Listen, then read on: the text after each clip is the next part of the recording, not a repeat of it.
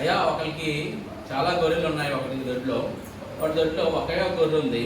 కానీ ఆ దొడ్లో ఉన్న గొర్రెలన్నీ విడిచిపెట్టి ఆ ఒక్క దొడ్లో ఉన్న గొర్రెనే కావాలని తీసుకెళ్ళిపోయాడు. అటువంటి ఏం చేయాలి అని అడుగుతాడు నాతాను ప్రవక్త. ఆ నిశ్చయంగా ఆయన మరణశిక్షకి విధించాలి అంటాడు రాజు దావీదు. వెంటనే ఆయన అంటాడు, ఆ పాపం చేసిన వాడు ఆ మనుషుడు నీవే అంటాడు. ఏమంటాడు? ఆ మనుషుడివి నీవే అంటాడు. మీరు ఆ వచ్చిన 11వ అధ్యాయాన్ని మీరు చదివితే, నేను వాటిని ధ్యానం చేసినప్పుడు దేవుడు చాలా విషయాలు మాట్లాడాడు. దావీదు ఎన్ని రకాలుగా ప్లాన్ చేశాడు. మీకు ఇన్ని ప్లాన్లు ఏమేమి కనబడుతుందో నాకు తెలియట్లేదు. మొదటిగా పాపం, కళ్ళతో చూశాడు, ఆశించాడు. తర్వాత ఆశించాడు, మళ్ళీ తీసుకొచ్చి పాపం చేశాడు. పాపం చేశాడు, మళ్ళీ గర్భం వచ్చిందని తెలిసి అలా ఆయన్ని ఇక్కడ పెట్టి చూడాలనుకున్నాడు, ఆ కవర్ చేసుకుందాం అనుకున్నాడు. అది కూడా మోసం చేయాలనే ప్రయత్నంతో చేశాడు. తర్వాత ఏం చేశాడంటే చివరికి ఆయన హత్య చేసేసాడు, చంపేసింది కాకుండా తన భార్యను ఏం చేశాడు, తనకి భార్యగా కొన్నాళ్ళ తర్వాత తన భార్యగా తెచ్చుకున్న తర్వాత ఆవిడ బాబు పుట్టిన తర్వాత ఆ బాబు చనిపోయాడు. ఏమైంది? ఆ బాబు చనిపోయాడు. ఉపవాసం చేస్తాడు. అప్పుడు ఇదంతా జరిగిన తర్వాత అప్పుడు నాతాను ప్రవక్త వస్తాడు.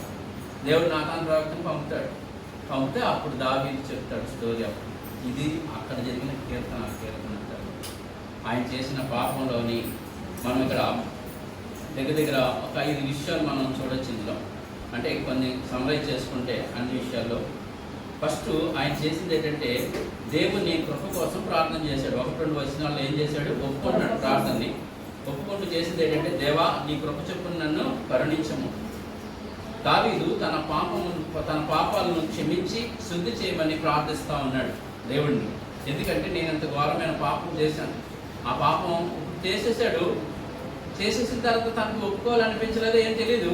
కానీ నాతాను ప్రవక్త వచ్చేటప్పటికి నేను చేయలేదు అలా ఏమనలేదు. ఇంకా డైరెక్ట్గా ఏం చేశాడంటే ఆయన బొబే అయిపోయాడు. అవును నేనే అని నాతాను కాళ్ళ మీద పడిపోయాడు. ఆయన రాజు అయి ఉండి ప్రవక్త కాళ్ళ మీద పడిపోయాడు. అసలు ఇంకేం మాట మాట్లాడలేదు. అర్థమైంది ఆయనకి. నాతాను చెప్పిన స్టోరీ అంతా విన్నాడు.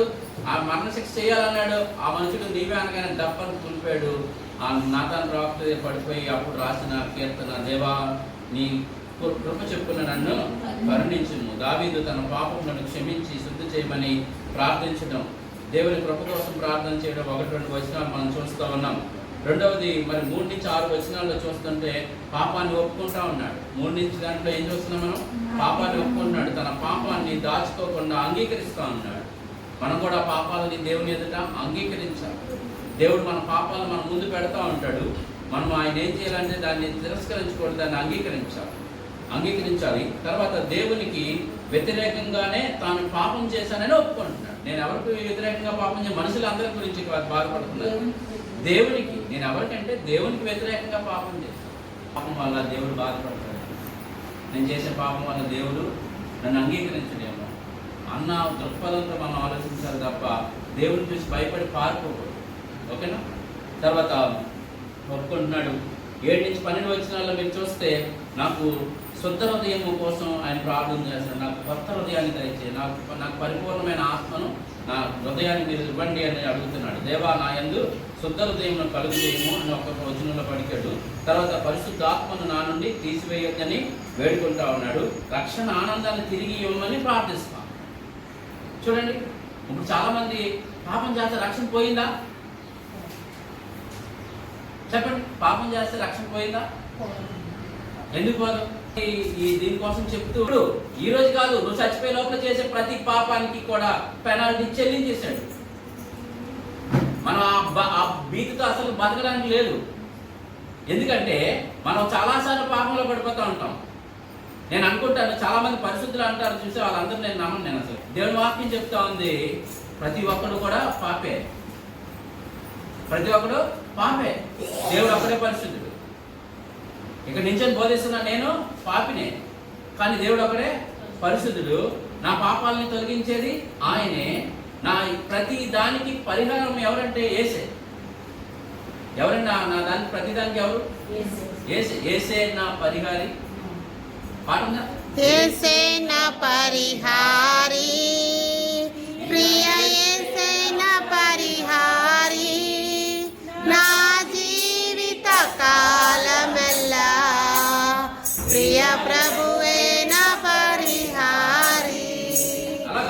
మనందరికీ కూడా పుట్టిన మొదలు చచ్చిపోయేంత వరకు కూడా, అంతేకాదు ఆ నిత్యత్వంలో కూడా ఆయనే మన పరిహారం.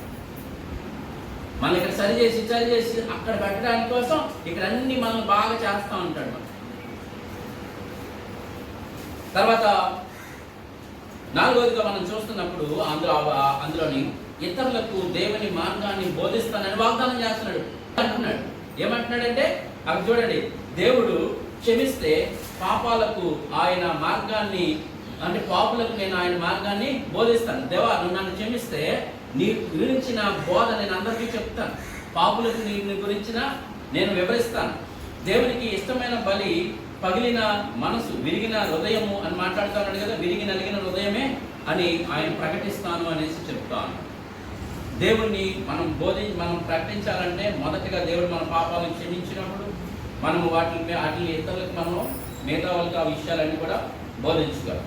ఐదోది మనం చూస్తున్నప్పుడు సియోను కోసం ప్రార్థన చేస్తున్నాడు. 18-19లో యెరూషలేమును ఆశీర్వదించి ప్రజలను కాపాడమని ప్రార్థిస్తా ఉన్నాడు.